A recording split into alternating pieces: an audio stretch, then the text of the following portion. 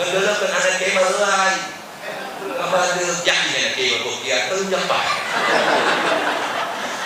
Ayo paling parah kiai banyak kalau pakai celana. Dan dia mau jalan, dia pakai celana gitu untuk dibuka.